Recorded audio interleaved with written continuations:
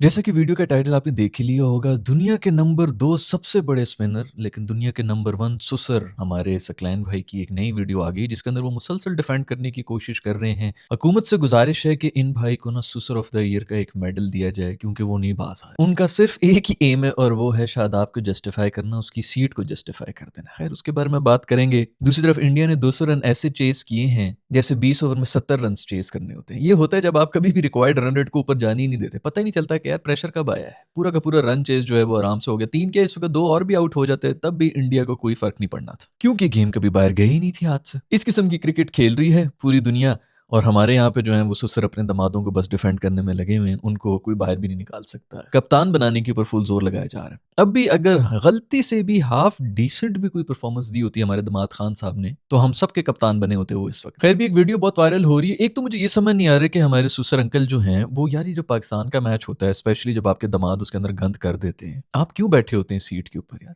मतलब बाकी ट्रांसमिशन में आप रहें भी थोड़ी सी इनके अंदर आप खुद ही कह दें कि यार अब मुनासिब नहीं है कि मैं यहाँ पे बैठ के इवेलुएट करूं। उससे पहले बैठ के आप अगर जो प्री मैच एनालिसिस होता है उसके अंदर कर लें तो फिर भी कुछ समझ आती है। इस एक बंदे की वजह से नजर आ रहा होता है कि अगले जो 4-5 है ना वो चुप करके बैठे होते हैं कि हम कौन सी गाली दें, किस तरह गाली दें। लेकिन यार वैसे जैनब को सराहना चाहूंगा मैं, भाई वेल डन। वो बोल पड़ी है, शेर की बच्ची बोल पड़ी, उसने कभी बॉलिंग किस सुसर साहब कह रहे हैं ये सारा का सारा मसला जो है वो कोच का है कि वो एक्सपेक्ट कर रहे हैं शादाब से कि वो बैटिंग भी करें और वो बॉलिंग भी करें। वो एक बॉलिंग ऑलराउंडर है, उससे बैटिंग ये तो नहीं वैसे कहा कि क्या है वो तो किसी को भी नहीं पता कि वो कौन से ऑलराउंडर है। वो मोस्ट प्रॉब्ली दामाद ऑलराउंडर है, उनका काम सिर्फ ताबेदारी करना है, ना फील्डिंग है ना, बल्कि फील्डिंग तो फील्डिंग की बेस के ऊपर टीम के अंदर है, फील्डिंग ऑलराउंडर है भाई। वो ये कह रहे हैं कि सारा का सारा मसला कोच का है। उन्होंने गालिबन कल ही एपिसोड के अंदर ये भी कहा था कि मालशे को निकाल दिया जाए, उसका सारा मसला है। यार कोई हद होती है, साथ जितने बैठे हुए होते हैं उनका बस नहीं चल रहा होता कि कहीं कोई नीचे ईंट पड़ी हो हम उसके अंदर अपना सर मार लें। वो भाई नहीं, वो मानेंगे ही नहीं। खैर वेल डन जैनब। जैनब नहीं बोला, आगे से बोलती है कि भाई वो बॉलिंग कौन सी कर सकता है, चलो अगर वो बैटिंग की उससे वो भी कर रहे हैं। तो आगे से सकलैन भाई जो है वो कह रहे हैं कि वो सेंटनर ने कौन सी कितने आउट कर लिए हैं,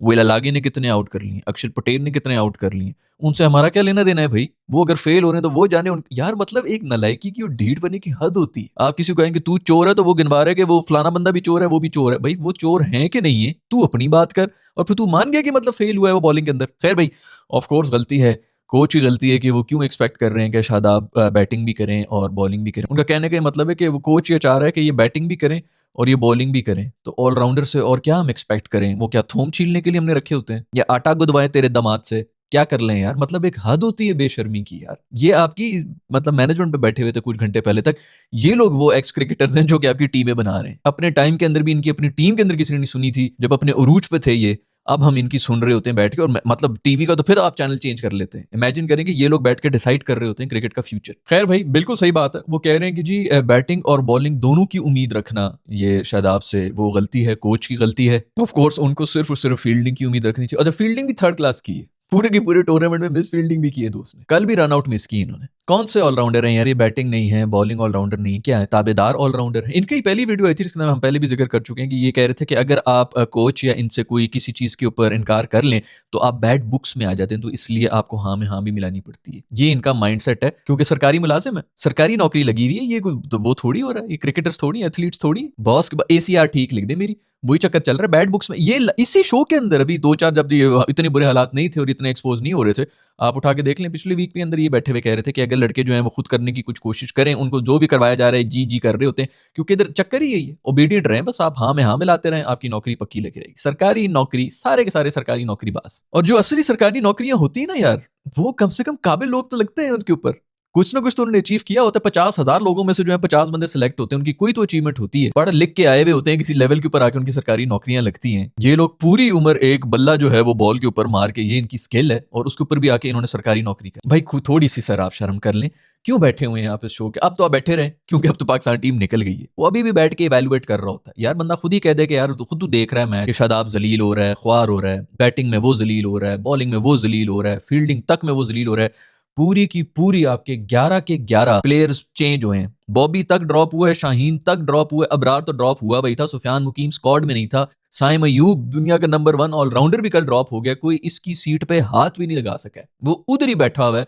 और अभी भी बातें हो रही हैं कि उसको कप्तान बनाओ। ये घुसा भी इसी तरह था, दरवाजे तोड़ के घुसा था, कोई कुछ भी नहीं कर सका कोई भी। वो कल के ही एपिसोड के अंदर वो ये भी लगे हुए थे कि आज उस्मान तारिक को भी पड़ गई ना उस्मान तारिक को। वो रेडी बैठा हुआ था कि उस्मान तारिक किस मैच में वो फेल हो और ये बोल दे कि उस्मान तारिक भी फेल हो। बेचारा अपनी मेहनत के ऊपर आया हुआ है। 5 मतलब आपके कल ही हम एपिसोड में बात कर रहे थे कि 2 बंदे जिन्होंने पूरी टीम को संभाला हुआ था। एक आपका उस्मान तारिक था जो अपने मेरिट के ऊपर आया है, दूसरा आपका साहबजादा फरहान है जो अपने मेरिट के ऊपर आया हुआ है। मसले हैं, साहबजादा फरहान की भी मसले हैं टेक्निकली और बड़ी टीमें पकड़ेंगी, लेकिन लग रहा है कि जो अपनी मेहनत के ऊपर आए होते हैं ना वो कर लेगा। ऐसा कौन सा मसला होता है जो कि आप सॉल्व नहीं कर सकते। और फिर आप अगर एक दफा नेशनल टीम में आ गए तो इसका ये मतलब है कि बस खत्म हो गए। अभी तो नए नए चैलेंजेस आएंगे, अभी तो आपको भी पता चलता है कि वो यार वाकई ये मसला है मेरा। यहां पर आकर ही आप मेहनत करते हैं। इसी को कहते हैं कि प्लेयर इवॉल्व हो रहा है। पहले किसी और तरह था, अब और हो रहा है, तो वो कर लेगा। 2 महीने, 3 महीने, 6 महीने, 8 महीने, ऐसी कौन सी चीज होती है। आप ऑफ के ऊपर नहीं खेल सकते, आप उसी की प्रैक्टिस करेंगे, आप उसको स्ट्रॉन्ग पॉइंट बना लेंगे अपना, तो वो काम कर लेगा। मसले भी उसके हैं लेकिन वो काम कर लेगा। पता चल रहा होता है जो अपनी मेहनत से आया होता है ना वो कुछ ना कुछ काम कर रहा होगा। ये 2 लड़के हैं, आपको अगर याद होगा तो हम पहले भी बात कर रहे थे, साहबजादा फरहान को भी निकालने की कोशिश कर रहे थे।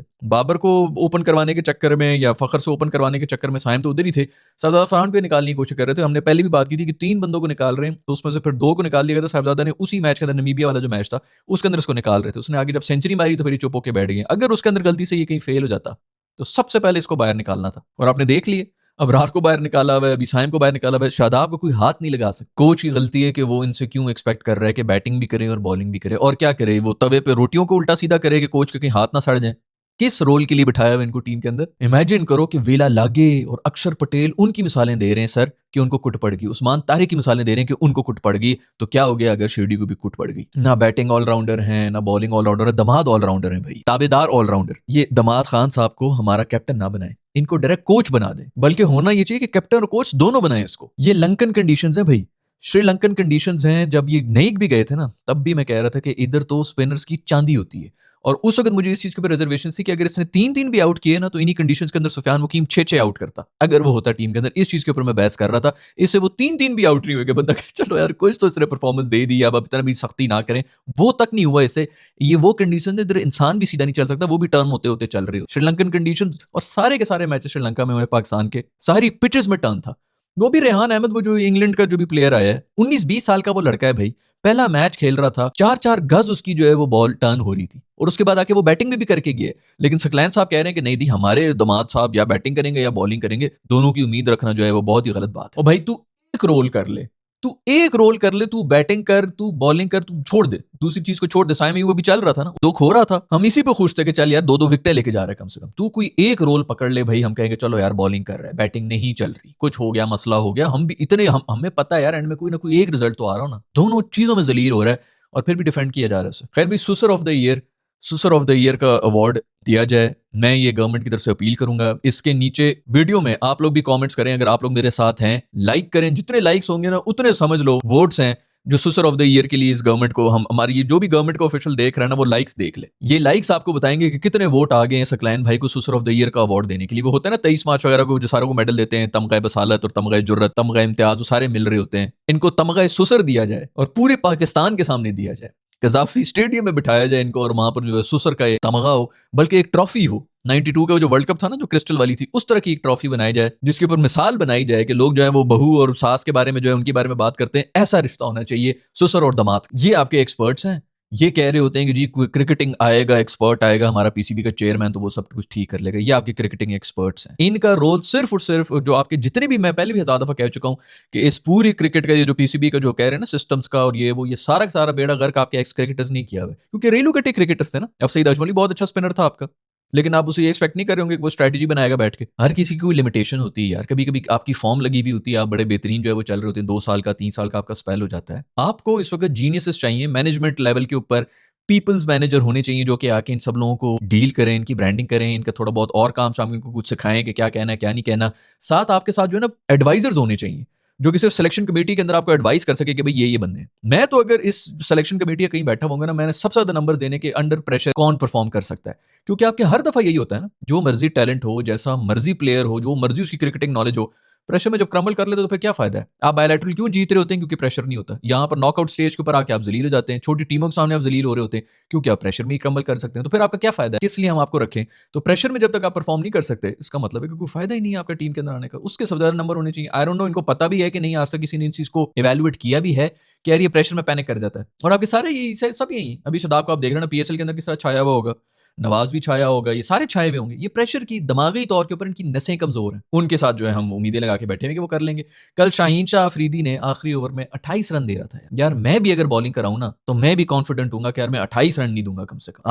आप स्पेयर हेड बॉलर हैं और आप 28 रन नहीं डिफेंड कर पा रहे हैं, वो भी वाइड थी जो कि नहीं दी गई। चलो वाइड नहीं भी थी, इतना कि आपने 23-24 रन लास्ट ओवर में खाए और छक्के खाए। बंदा कहा चलो एज के चौके निकल रहे थे, कैच ड्रॉप हो रहे थे, मिस फील्डिंग हो रही थी, चपेड़ों वाले छक्के आपने खाए, 3 छक्के खाए आपने उनके रेलू कट्टे बैटर से। क्यों नहीं खाता भाई? T20 आई के अंदर बुमराह क्यों नहीं खा रहा होता छक्के? ऐसा वो क्या कौन से बैटर हैं और खा भी लेता है, तो क्या वो एक ओवर के अंदर 23-23 रन खाता है यार? खैर भाई, नॉर्मल पढ़े लिखे लोगों को बुलाओ जो कि मैनेजर्स हों, जिनको पता हो कि मैनेजमेंट किस तरह होती है, जिनके अंदर ये सब चीजें स्किल्स हों, जो कि यहाँ पे ऊपर पीसीबी को रन करें। उनके पास सिर्फ और सिर्फ ये एज एडवाइजर्स होने चाहिए, जो कि टेक्निकल एडवाइजर्स हों कि किसकी टेक्निक में मसला है, किसकी टेक्निक में मसला नहीं है। और अगर आपने ये लोग रखने हैं तो ये आपका कोचिंग स्टाफ होना चाहिए ना, जो कि प्लेयर्स के साथ काम कर रहे हो। सिलेक्शन कमेटी के अंदर 2-3 लोग ऐसे होने चाहिए जो टेक्निकली अपने पॉइंट्स दें और बाकी लोग जो है बाकी चीजों को इवैल्यूएट करें। एक्स क्रिकेटर ना हो गया पता नहीं क्या अचीवमेंट, और लोग कहते ही यही है, तुमने कभी क्रिकेट खेला भी है, तुम्हें क्या पता? ऑलराउंडर से जी एक्सपेक्ट ना करें। हार्दिक पांड्या तुम सबका बाप, वो क्या कर रहा है? बॉलिंग में वो आके जो है मैच बदल के चला जाता है, बैटिंग में वो आके मैच बदल के चला जाता है। वो ऑलराउंडर नहीं है और कितने सालों से वो परफॉर्म कर रहा है और अंडर प्रेशर वो परफॉर्म कर रहा है। हमारे वाले एक्सपेक्ट ही ना करें, ऑलराउंडर की सीट पे है लेकिन इसे एक्सपेक्ट ना करें कि दोनों चीजें करेंगे। खैर भाई, हिम्मत है जो भी इस शो के ऊपर लोग बैठे हुए और बर्दाश्त कर रहे होते हैं। तो वैसे तो चबलें चल ही रही होती हैं सर की, ऊपर से उसके बाद जो है अभी अंधाधुन डिफेंड भी कर रहे हैं अपने दामाद को। वो जो आसपास जितने लोग बैठे होते हैं वो मजबूरन नवाज को भी घुसा रहे होते हैं कि हमें बताएं कि नवाज और शादाब अपनी बॉलिंग किस तरह बेहतर कर सकते हैं। इसी तरह बोलो कि शादाब अपनी बॉलिंग किस तरह कर सकता है, क्योंकि नवाज तो फिर कोई आपको पीछे मैचेस वैचेस जिताता हुआ है, या उसको भी निकाल के बाहर फेंको भाई, हमारी फुप्पी का बच्चा है वो। खैर भी इंडियंस को बहुत ज्यादा मुबारकबाद हो, वो एक दफा फिर से सेमीफाइनल के अंदर चले गए। मोस्ट प्रॉब्ली अब सेमीफाइनल का किसके साथ होगा, और जहां से मैं देख रहा हूँ साउथ अफ्रीका और इंडिया का ही फाइनल हो रहा है, और मोस्ट प्रॉब्ली इंडिया जो है वो जीत भी जाएगा, क्योंकि साउथ अफ्रीका ने जो जीतना था इंडिया के खिलाफ वो अभी जीत लिया पिछले मैच के अंदर। एक टूर्नामेंट के अंदर वो 2 दफा तो उनको हरा नहीं सकते। तो मोस्ट प्रॉब्ली साउथ अफ्रीका जा रहा है फाइनल के अंदर और इंडिया जा रहा है, और इंडिया एक दफा फिर से जीत रहा है, क्योंकि इंडियन कंडीशंस के अंदर वैसे भी हो रहा है तो इनको हराना वैसे भी आसान नहीं होगा। एक दफा फिर से बेहतरीन परफॉर्मेंस दी है संजू सैमसन ने, अपनी सीट जो है वो जस्टिफाई करते हुए बिल्कुल उसी जगह बंदी थी यार। और ये बड़ा जबरदस्त किस्म का चेंज किया है। मैं भी सोचता था ये रिंकू विंकू में हमें पीछे से निकाला है, ईशान किशन को नंबर 3 के ऊपर ले आए। ऐसी स्ट्रॉन्ग बैटिंग लाइनअप है कि आपको समझ ही नहीं आती आप किसको आउट करेंगे और कौन आएगा आगे। तिलक विलक पांड्या तक फुल आपके मैच विनर्स भरे में, तो बेहतरीन किस्म का कॉम्बिनेशन इनका बना हुआ है।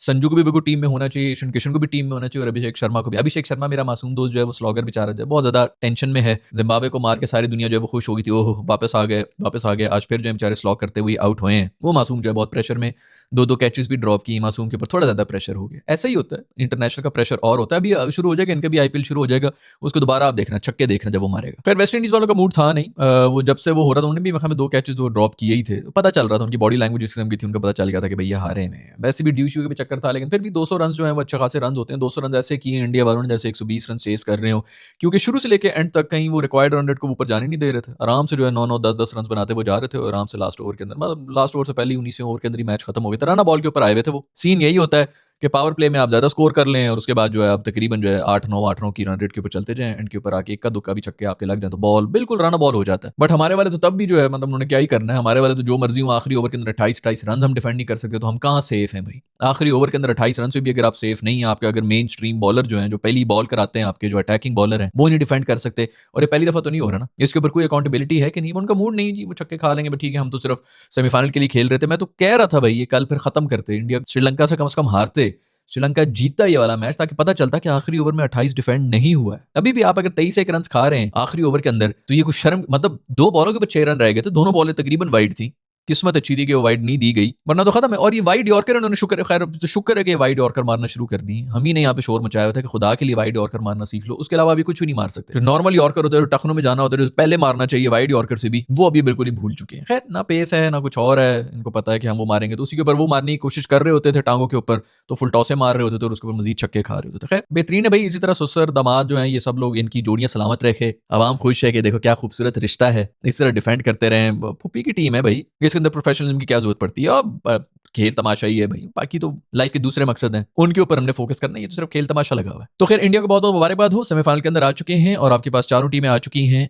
आपके ख्याल में कौन फाइनल खेल रहा है और कौन जीत रहा है, नीचे कमेंट से बता देना। और हाँ, जितने लाइक्स होंगे उतने वोट समझ ले पाकिस्तान गवर्नमेंट जो कि हम दे रहे हैं, सकलैन भाई को सुसर ऑफ द ईयर का अवार्ड मिलना चाहिए। ये लाइक्स आपको बता देंगे कि कितने वोट्स पड़े हैं इस ओपिनियन को। मैं मिलूंगा आप लोग से नेक्स्ट वीडियो की तरफ, अपना ख्याल रखिएगा, अल्लाह हाफिज।